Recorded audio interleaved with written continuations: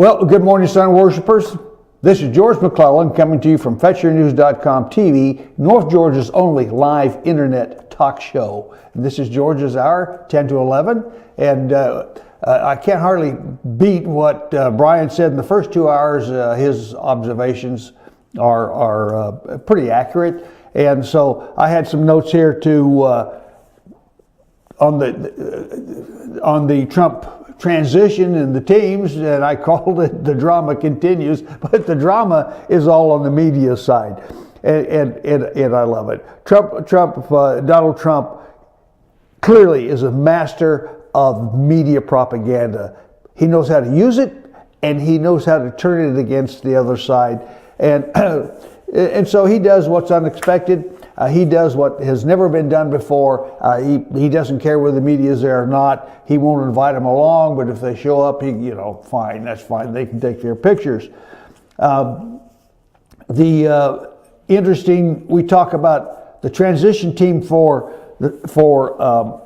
Obama. For Donald Trump and his new government that he's trying to form. The great choices that's coming up.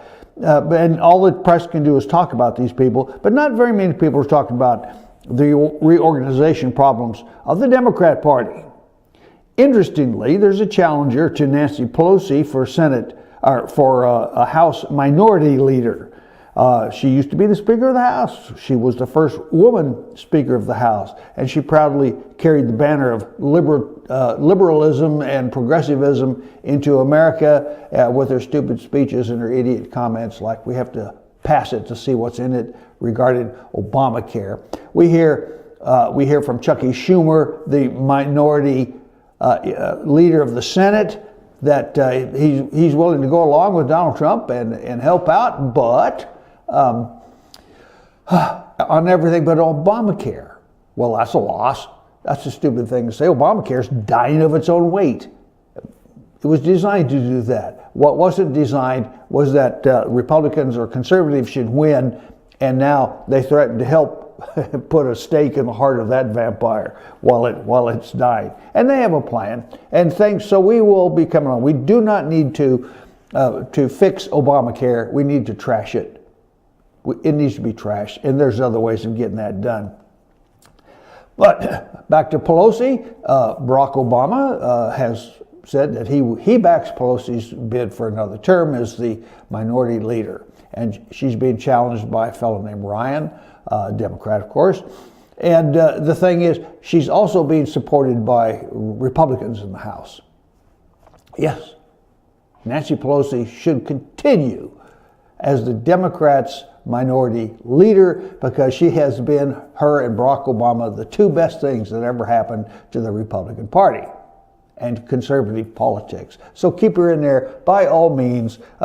She is digging the hole that the Democrat Party is slipping into, and she should not be stopped from continuing that effort. Fair enough.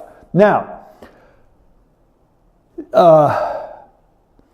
we have another problem, and this one is not talked about except peripherally in small doses, but I'm going to read to you some points taken down.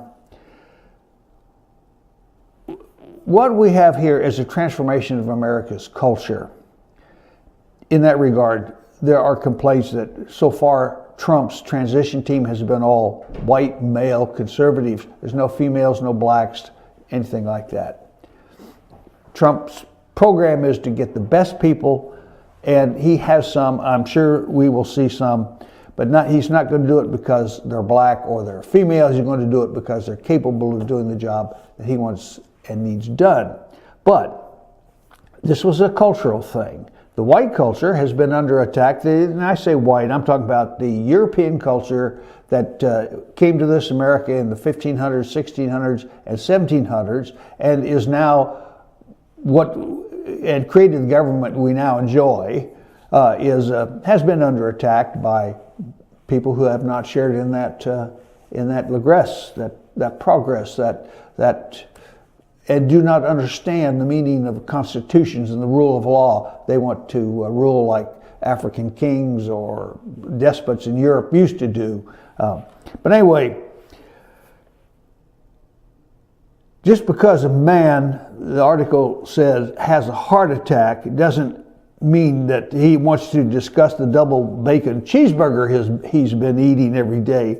He knows what he's doing is killing him, but it's easier not to deal with it, and that's where we're going in this piece.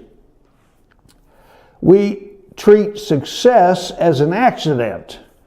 Some will call it, oh, that guy's just lucky. Well, luck is preparation meeting opportunity. And if you're prepared and the opportunity presents itself and you can step in with the answers, what is wrong with that? Nothing is wrong with that. And so we treat success as an accident or a cheat, while defending people who make bad decisions, who won't educate themselves, and who won't work. We've got to solve that problem. That's a big problem. We've allowed pornography to become so accessible that it's practically universally viewed even among teenagers. Shocking. That's shocking. We love victims so much that people actually take hate crimes to claim victim status. We see that in the press all the time.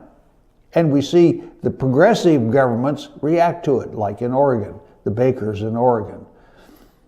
We celebrate losers and deviants by giving them their own reality show. Meanwhile, Hollywood regularly portrays businessmen, Christians, and soldiers in the worst possible light that we could have.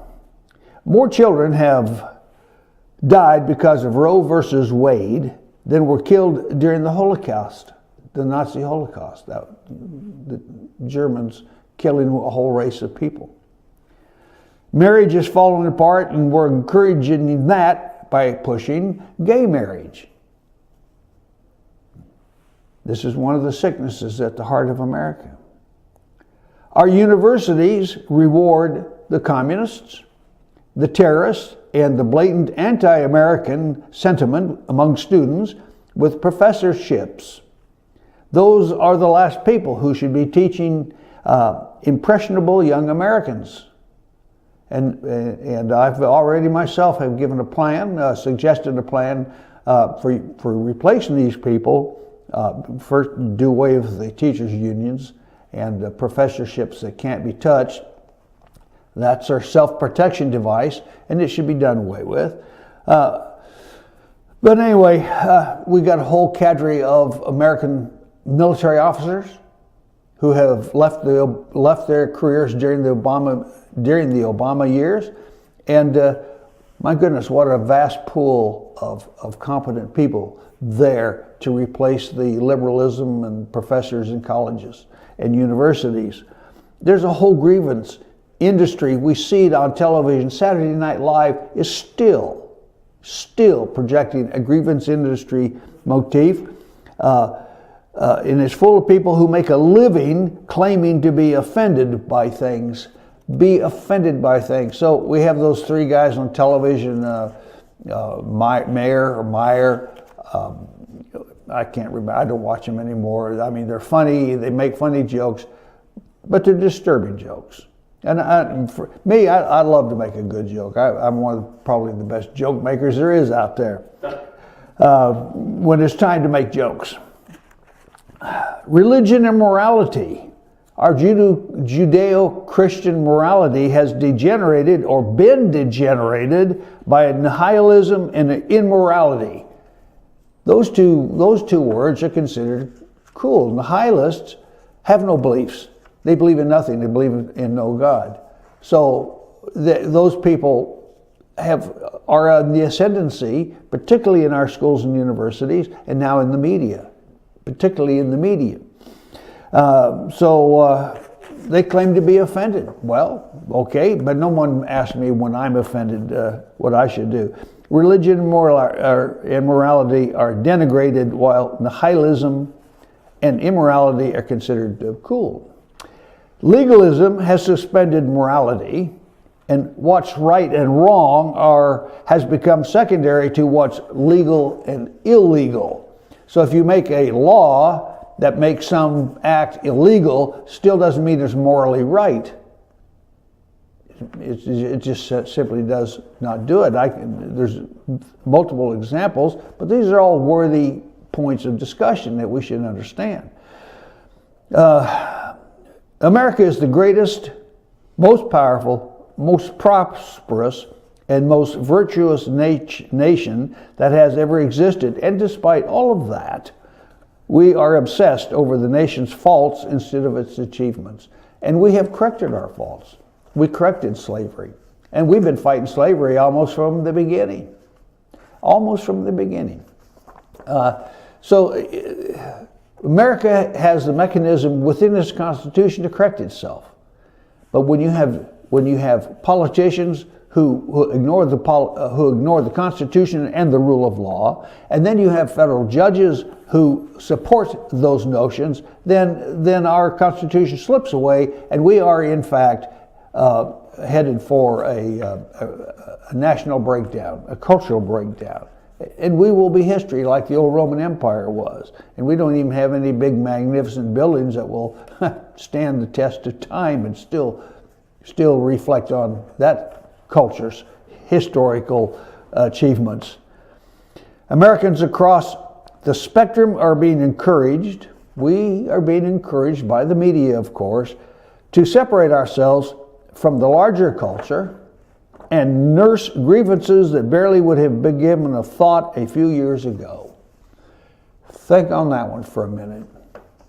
A few years ago, nobody cared about mowing the lawn with your lawnmower, but now or raising cattle, but now you have a mechanism that creates methane gas, horrible stuff, politically incorrect stuff. We've got to get rid of all that. We're under attack, have been under attack constantly with that kind of nonsense. Actually, it's time to change it. I mean, and let's hope that that's in the Trump playbook. Yet we are told that we shouldn't worry about any of these things because people have always worried about our culture and things have turned out just fine. Well, they haven't turned out just fine. We're burdened with progressivism that is contrary, whose principles are totally inimical to the best interests of America, and now we're even facing a religious culture being imported here for the very purpose of changing that and making it even worse. Have you ever considered the possibility that worrying about the culture and taking steps to preserve it and keep it from getting out of hand is exactly what once kept us from going to the dogs? America's history has always been full of people trying to game the system. The gold ring. Remember the gold ring? That was when Grant was president. General Grant was president of the United States. The gold ring tried to get a monopoly on gold. Bunch of rich politicians. They built railroads, which went bankrupt. As a matter of fact, railroads at the time were needed. So we've had the Teapot Dome. That's another good one. The Teapot Dome scandal. That was a popular one when I was in high school in history to teach us about corruption in government and how it corrects itself if you follow the Constitution. And we did. There's another one in later time. The sale to Al Gore of U.S. Navy's petroleum reserves. And that was just 20 years ago or so. The U.S. Navy's petroleum reserves. As it happens, the U.S. Navy no longer needs those billions of gallons of fuel oil, Navy Standard Fuel Oil, NSFO, because they're going gas turbine with their propulsion systems and nuclear with their submarines and the aircraft carriers. So things have changed, but still, that to me, that was a crime, and it was a symbol that America's culture was, political culture was just looking out after itself. We arrive at today's political culture, exactly the same thing. Last hour, in his closing remarks, Brian remarked that the money, the quantitative easing money, and all of that hasn't been spent, by the way, but has gone to support favored projects that are already collapsing, like the green projects, the green energy project, that one that Obama visited early in his campaign. 2 weeks after he visited there, the thing went bankrupt. Now we have these windmills all over America. In fact, they're all over the world. They're in Germany. I saw them in Spain. I even see them in Ireland, and there's some Irish people who are trying to stop that because, for one thing, it costs more to keep them warm in the wintertime and operating than they produce. And the second thing is they look like hell.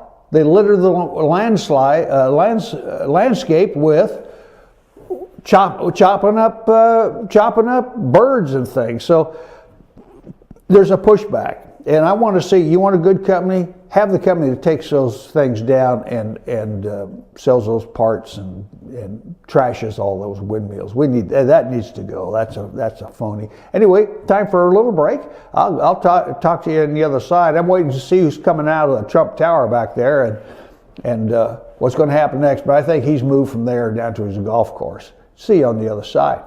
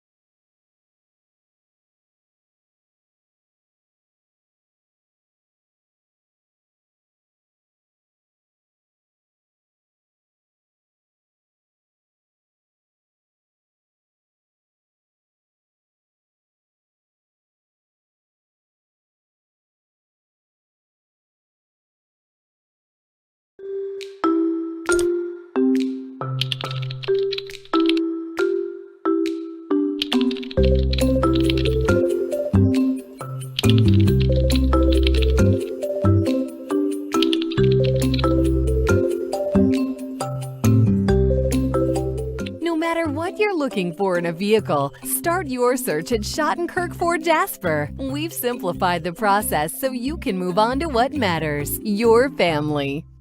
Circuit World, brand name merchandise at unbelievably low prices. Furniture, appliances, and electronics. Circuit World is locally owned and operated, serving the tri-state area. Circuit World has highly trained professionals to help. Visit your hometown Circuit World today. 3 locations in Georgia, Ellijay, Blue Ridge, and Blairsville, Franklin, and Murphy, North Carolina. No credit checks, so let Circuit World deliver to you today. El Rey in Ellijay. El Rey Mexican Restaurant. Family owned and operated and a local favorite for families, parties, and meetings. Great prices. Friendly service and delicious Mexican cuisine. Patio dining available. Come sing in Carlos's Cantina every Friday 9 to 1. Eat in or take away. Same location for 14 years. Open 7 days at the corner of Maddox Drive and 515. North Georgia's favorite Mexican cuisine. El Rey in Ellijay.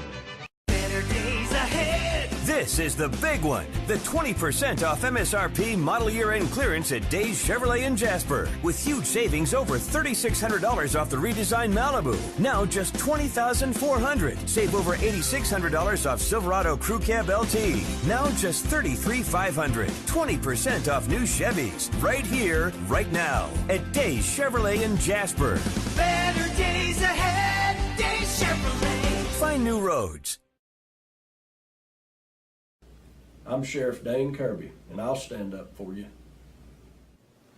I'm Stacy Nicholson, Sheriff of Gilmer County, and I will stand up for you. Stand up and speak out. No matter how rich, cool, talented you believe yourself to be, how you treat people ultimately tells all. I am Allison Sosby, District Attorney, and I'll stand up for you. Pizza Hut makes great pizza, but they can't tell you what a gift it is. I can. They took a grilled cheese and combined it with stuffed crust pizza.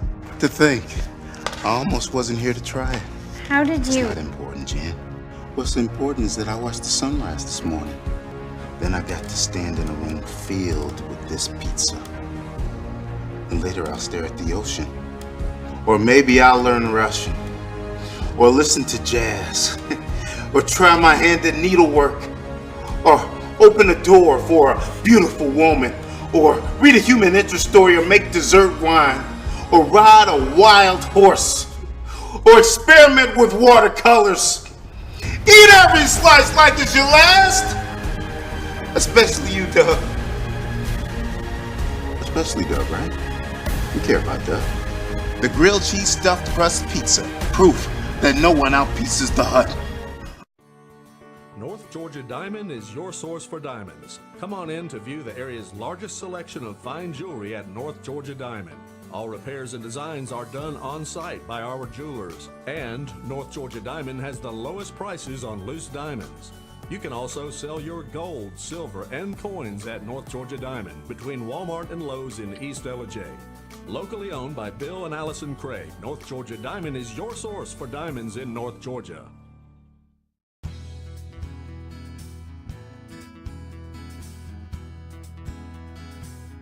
Hello, my name is Chad Watkins. I'm the manager at Larry's Body Shop.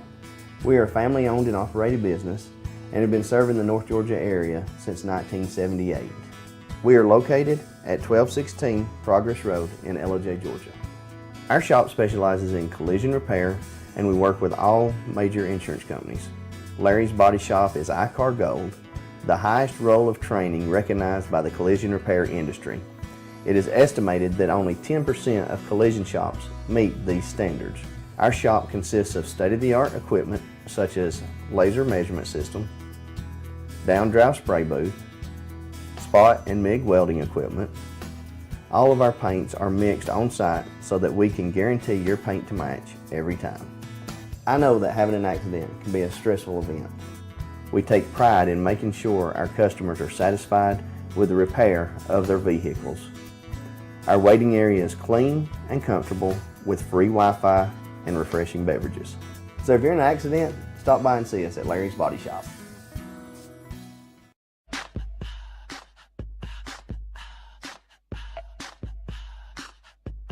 What you gonna do with all that junk?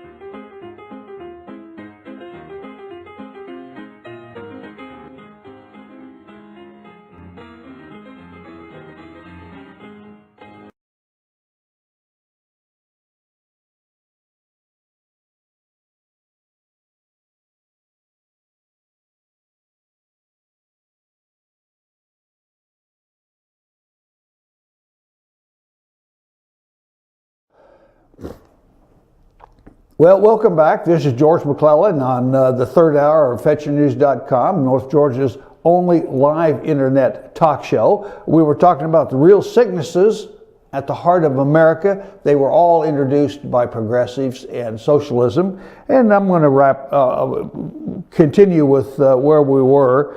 We are told we shouldn't worry about any of these little niggling things because people have always worried and they have always worked out just right.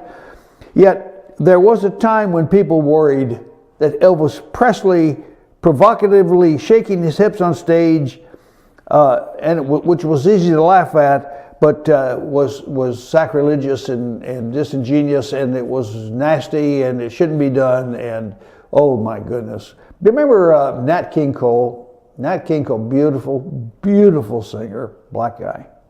When he finally got out on the stage, it was Paul Wilson. Anyway, when they finally allowed him on the TV stage, he had to sit absolutely still while they sang his song. And I want to say Pat Boone, but it wasn't. It was Andy Williams on the Andy Williams show. Had to sit absolutely stark. Williams was outraged by it, and that was a lot. Well, you never see that scene again unless it's part of the history of Negro entertaining progressing in America's industry. Fine, that's good. But anyway, remember those things used to bother people. It used to bother the media. It used to bother everybody. So Elvis Presley immorally shaking his hips outraged even Sullivan, but Ed Sullivan's show gave him the opportunity and even brought him back.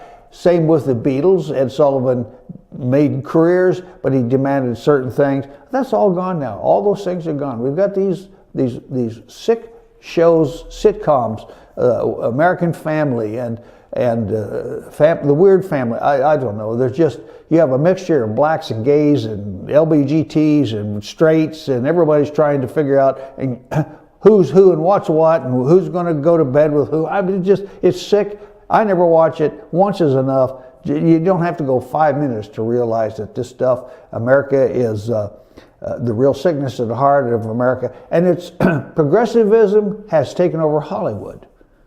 Where are the war heroes in Hollywood now? They ended in World War II. They ended in World War II. Audie Murphy, he was a war hero before he went to Hollywood. After Hollywood, he was still a war hero, but became an actor. But you would never hear John Wayne or Audie Murphy or Jimmy Stewart, any of those people, say or do things that are accepted as norms today.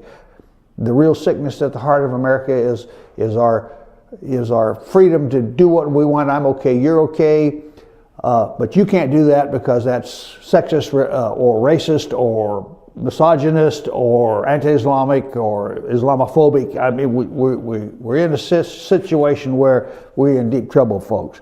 We don't like to admit the ugly truth. We're more educated now and much less racist than we used to be as a society, but we are also morally inferior to Americans from 50 years ago in almost every other way that matters.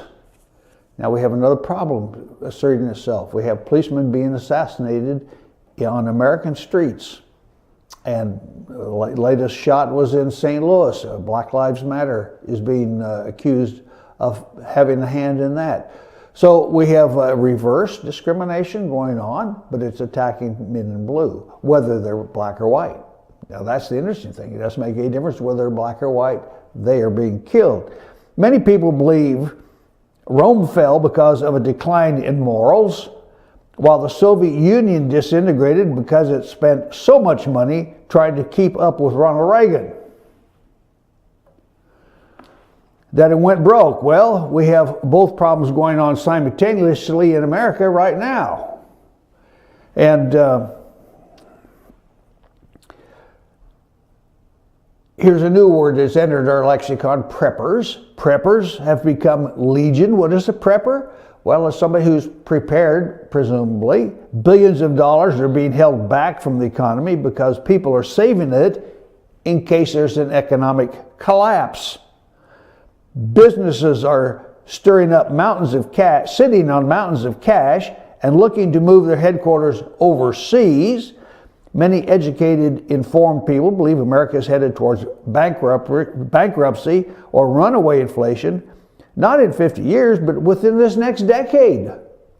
If you're looking for signs that this country is in deep trouble, there are red flags galore waving in your face. But this just isn't an economic problem or a spending problem. It has been a leadership problem, and I will say that. Although those are all concerns, it is and still remains a cultural problem with our morals and what we value as a society on the most fundamental basis. And of course, the beginning of that was the Roe versus Wade decision that allowed the murder of infants, the mass murder of infants, the mass murder of infants. Think about that. In practice, our society focuses almost exclusively on the short term without thinking about the long term consequences of our actions. This happened to China. China went with a one-child family philosophy 30 years ago, and now China finds itself in a position of having to import labor because there's not enough Chinese. I mean, there's plenty of Chinese, but there's not enough labor to do the jobs that need to be done. So you got to look way down the road. Americans don't look way down the road. The Russians do. The Chinese do. Other places do. Americans don't. We want self-gratification, and it was World War I and World War II, which actually produced, I think, and we'll argue, America's culture. Because then we started to realize that the Constitution, our Constitution provided for everybody, and here's everybody. They're Italians, they're Jews. The first generation sticks with their own kind. The second generation starts to change or morph because children do not like to be different. So they go to an American school, and here's people speaking in English with a certain accent, a Manhattan accent or a Bronx, and then next thing you know, they're speaking that. To this very minute it happens. Right here in Gilmer County, we have a Latino population that I interface with frequently. They have little children. Have you ever heard a little Mexican child, to age 3 or 4, speak English with a Georgia accent? It's beautiful. It's beautiful. And these little children like to read. And when I participate, I'm a volunteer with the First Foundation for Childhood Literacy. In this county, we call it Kids First, F-E-R-S-T, where we give away free books to children between age 0 and 5. By that time, if they can't read, they're going to have a hard time in school. And it is our mission to help these children read. When I go out to the food pantry on Wednesdays to read to children, it is always the little Mexican, and particularly the little girls and little boys, the little ones, who already can read those little books perfectly and speak with this Georgia accent. It's so pretty. I love it. I just love it. We have a political party dedicated to the idea of taking things from people who worked for it and giving it to people who don't. That is coming to an end. That is an economic crime, and it should not be allowed to exist in the society, the Republican society that is, and I say Republican, I mean representative Republican government that is the United States. We've stopped acting as if we have to pay back the money we borrow. Brian talked about this morning, $1 trillion to get our infrastructure going. We need to get high-speed railroads, but they don't need to cost $1 billion a mile. France has got them. I mean, when I was in Yugoslavia in the 90s, at the end of that war, I rode trains to get from point A to point B that took hours. And now, I was back there a couple of years ago, and you can get on a highway and go through a tunnel in the mountain, and in 40 minutes do what it took 9 hours on a train to do. And this with a car, not even with a train. But the trains are even improving, but those routes have to be redone because there's a lot of mountains. But we need to progress, and we're not progressing. We need to progress. We need to do that. And if we start making money in this country and bringing jobs back in this country, the debt will disappear. The debt will go down. It will continually go down. It will be paid off. Offshore monies will come back. I look for a bright future, a bright couple of decades for America under conservative leadership. And I'm not going to say Republican anymore. It's conservative leadership. They can call themselves what they want. Conservative leadership. We treat the rule of law as optional, depending on who's impacted by it. Well, Hillary Clinton's the greatest example in the world, and her Clinton Foundation, it is a RICO corrupt, racketeering and organized crime, corrupt organization, and it has to be brought down. It must be brought down. We believe our children can grow up in a moral sewer and still turn out to be fine. Understanding citizenship regardless, I don't know. Gilmer, these little rural counties up here, we have a problem with drugs. Every place has a problem with drugs, but to find it so prevalent in places like Gilmer County and Pickens and Fannin and Union and Townsend, Towns County, all these other little counties, it's just shocking realization that things are not always right. These kids need jobs to do. They don't need jobs that start at $15 an hour to flip hamburgers because a machine can do it cheaper. So that is one of our big problems as well. We become so divided as a society, so antagonistic, so morally separated that for the first time in over a century, there are people asking hard questions, how much we really have in common with other Americans. If you're comparing, let's say, a conservative from South Carolina to a liberal from California, the honest answer is not much that matters. Perhaps not even enough to hold a country together over the long haul. If one group or the other ever becomes politically dominant, well, we've seen how shallow the Democratic Party is. their political dominance is over. I had a thing on a notation on my program notes here. Will Obama be the last Democrat president? Keep that one in mind. Write that in your little notebook. There's only one way to change that, and it's to address the real sickness at the heart of American culture. That sickness is our newfound reluctance to address the moral health of our society. And because people point fingers at us and say, oh, you're racist, you're sexist, you're misogynist, and while they set about destroying our Christian values, our Judeo-Christian moral values, so we've got to start fighting back and say, no, who cares what you think? You people lost, we won. And one other point, over the long haul, we can't thrive, and we may not even be able to survive as a divided, degenerate society full of people who reward failure, resent success, and live for the moment. Morality matters, and if we forget that, our nation is doomed to descend into decadence, decay, and perhaps one day, disillusion. We were very, very close on November the 7th. I think November 8th has pulled us back from the brink. Well, it's time for a few words from our sponsor again. I like the pizza ad with the guy in the straitjacket. We'll see you on the other side.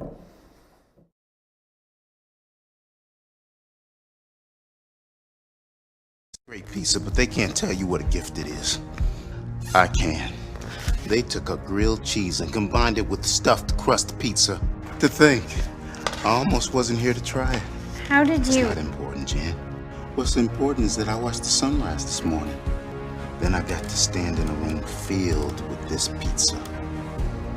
And later I'll stare at the ocean. Or maybe I'll learn Russian. Or listen to jazz. Or try my hand at needlework. Or open a door for a beautiful woman. Or read a human interest story or make dessert wine. Or ride a wild horse. Or experiment with watercolors. Eat every slice like it's your last. Especially you, Doug. Especially Doug, right? You care about Doug. The grilled cheese stuffed crust pizza. Proof that no one outpieces the hut. North Georgia Diamond is your source for diamonds. Come on in to view the area's largest selection of fine jewelry at North Georgia Diamond. All repairs and designs are done on site by our jewelers. And North Georgia Diamond has the lowest prices on loose diamonds. You can also sell your gold, silver, and coins at North Georgia Diamond between Walmart and Lowe's in East Ellijay. Locally owned by Bill and Allison Craig, North Georgia Diamond is your source for diamonds in North Georgia.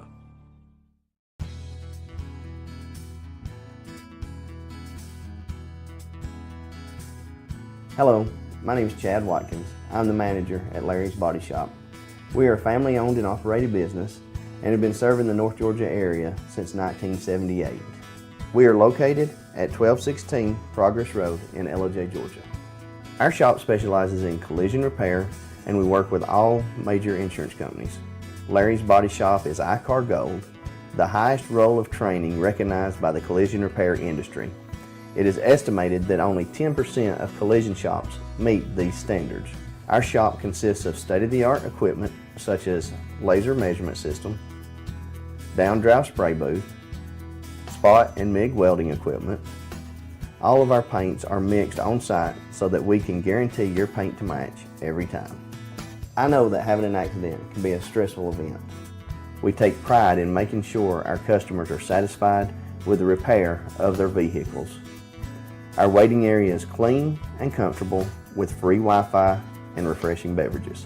So if you're in an accident, stop by and see us at Larry's Body Shop.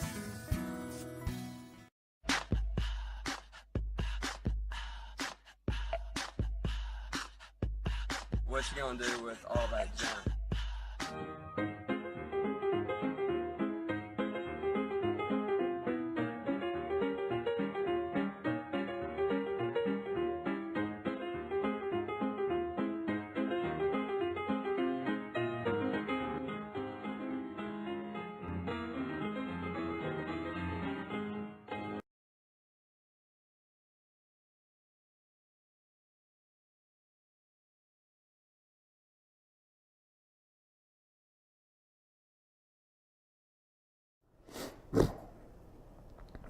Welcome back, George McClellan. You can contact me at FetcherNews.com, George at FetcherNews.com, or if you want to call, 706-889-9700. We're talking about, I believe, the transition to Brother Pritchard, and we're talking about malaise that is affecting America that we need to address, look at, and take action to correct. It needs to be done. Among the malaise is the fact that our mainstream press has become infected with the disease of liberalism. It took a presidential election featuring a criminally corrupt political dinosaur and a television reality star to change the dynamics of this election. A majority of Americans finally realized that mainstream media has been taking us for a ride. We realize that we have been fooled and lied to for all these many years. For years, the mainstream media paradigm has been as disgustingly oversimplified as the nation's inadequate two-party political system. A three-party system would be disastrous, and we would be forever fighting in politics. Conservatives watch Fox News and listen to Rush Limbaugh. Liberals watch MSNBC and listen to public radio. Generalization, yes, of course it is. But is it an inaccurate assessment? No, I don't think so. And now that they've actually, some of these people, these moderators on these talk shows, have actually come out and said and indicated that therefore they were for Hillary and for progressivism, then the truth wills out. And I think eventually they will either have to change or they will go out of business. And Al Jazeera went out of business. I don't see Newsmax on TV on the internet anymore. So whatever it is. A couple of great things happened in this election season, which opened consumers' eyes to the false choices which we have been presented by the liberal media, the progressives. And the author here calls them manipulators. They're propagandists. That's what it is. A manipulator is a propagandist. A community organizer is a propagandist, a manipulator. Hillary Clinton's ability to manipulate the leftist media and the elites who run it was hampered by the extraordinary corruptness of her political persona. She could not hide her criminality. It kept popping up all the time in WikiLeaks media. Questions asked about the videotape that they claimed was responsible for the Benghazi murders of 4 Americans, including an ambassador. Suddenly, news outlets that fawned over Clinton were completely ignoring those damning stories, and we saw it. We recognized that they ignored those stories. What's going on here? We hear it on Fox News. We see it on the internet. The internet exposed a lot of this. Meanwhile, the so-called media machine we know as Fox News invested its energy in undermining true conservative candidates throughout the 2016 presidential primary season. Then, realizing their folly as Trump emerged as the likely nominee, they began attacking the president-elect. They began attacking Trump. Fox News. Are they in the tank? Who got to them? Who subverted those people? What made Roger Ailes change apart from the fact he was accused of sexism and inappropriate behavior by a bevy of beauties on Fox News? It is unfortunate for the mainstream media that American voters have grown tired of the product that they peddle. We understand when we're being lied to. It's not a difficult thing. We know it and understand it. Clinton was the obvious mainstream media's choice. They went along with the Senator Sanders charade and Clinton's attacks on him, but that she stole the election from him, the primary election from him, and she even admitted.